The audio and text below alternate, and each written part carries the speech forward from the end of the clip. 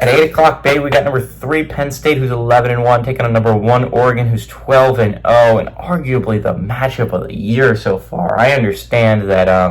I understand Ohio State Oregon early on in the year was a phenomenal football game, but this one should be good. This is for the 1 seed for Oregon. We'll get into it a little bit later, but Oregon's favored by 3.5 points on CBS. Drew Aller's gone 204 of 285, thrown for 2,668 yards, 18 touchdowns, 5 interceptions.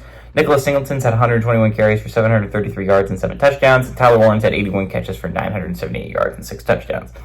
Dylan Gabriel's gone 275 of 374, thrown for 3,275 yards, 24 touchdowns, 6 interceptions.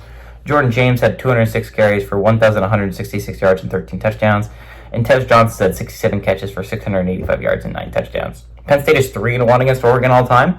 Last game did go to Penn State in 1995, so it's been a hot second since these two teams have played. Last time Oregon beat Penn State was in 1964. Again, that was the only time they beat Penn State. But Oregon is 1-0 in one-possession football games. Ooh, I'm excited for this game, boys. I, as a Penn State fan, didn't think we'd be here. I'll be so for real with you right now. Didn't think we'd be sitting in this position. And it's pretty simple for Oregon. Oregon's a very simple team. If they win, they're the 1 seed. If they lose, they're the 5 seed. Don't really have to worry about much else other than your game if you're Oregon. On the other hand, if you're a Penn State fan, that SEC championship game matters a lot. Because I think you're torn. You would love for that game to have been played after you play, because then you'd know who to root for. Again, I think it just depends on what kind of person you are if you're Penn State. Again, if Texas wins and then you win, you're the 2 seed. And if they lost, you'd be the 1 seed. But on the other hand, are you a risk it kind of guy? Because if Georgia beats Texas and then you lose to Oregon, suddenly you're no longer the 5 seed. You are the 6 seed. And again, like I said in the earlier video, I think there is a difference between playing a team like Arizona State, no offense to Arizona State, and playing a team like Alabama. It's a little bit different. Again, I think it should be Miami. I think I understand the want to put in the 12 best football teams, but I think at a certain point you have to look at record and what they did during a season. And I understand Alabama has a very impressive win against Georgia, but I think that is outweighed by their 2 horrendous losses to Vanderbilt and Oklahoma. I think those 2 losses outweigh a lot of good they did in the season. I would have personally put Miami in there. Because again, while they don't have these top tier wins, that is because they refuse to rank some teams. Like Duke is a very good win.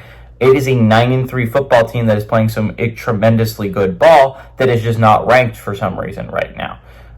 Syracuse is a good football team. They only got ranked because they beat Miami.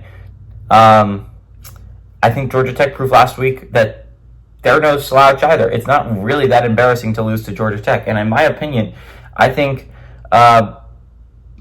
and both those were 1-possession games, and I think the difference between that and Bama is Bama got crushed by a 6-6 squad. It's not like they were close to winning that game. They were never close. Oklahoma outplayed them from start to finish. And the other hand is Miami got unlucky. They lost to Syracuse by 4. They lost to Georgia Tech by I think a similar margin. So I think they were close in both games, and I think there's a difference between being close in 2 games and being somewhat close in 2 games and getting blown out in a third, and especially to 2 bad football teams. And whenever you throw out the stat, oh, they're this and this over 500 teams, this and this over ranked teams, that means they lost to teams that are bad. If you have 3 losses, that means you lost to 2 really bad football teams, and I think that should matter. I think records should matter. I don't think we should just look at the name. But all that being said, Miami put themselves in a position, just don't lose football games. Penn State, 11-1. They're playing a really good Oregon team. But I think Oregon's going to be in for a little bit of shock. I think Penn State has a really good squad built together. I think they're a really underrated squad. They should have beat Ohio State at home. They did not. Now, again, Oregon did beat Ohio State at home. But Penn State has been playing some really good ball recently. They have Nicholas Singleton. I don't think Oregon has played a player of Tyler Warren's caliber yet. And I think we're going to shock a little bit of people. I like Penn State to pull off the upset and beat number 1 Oregon and get the number 2 seed in college football playoff.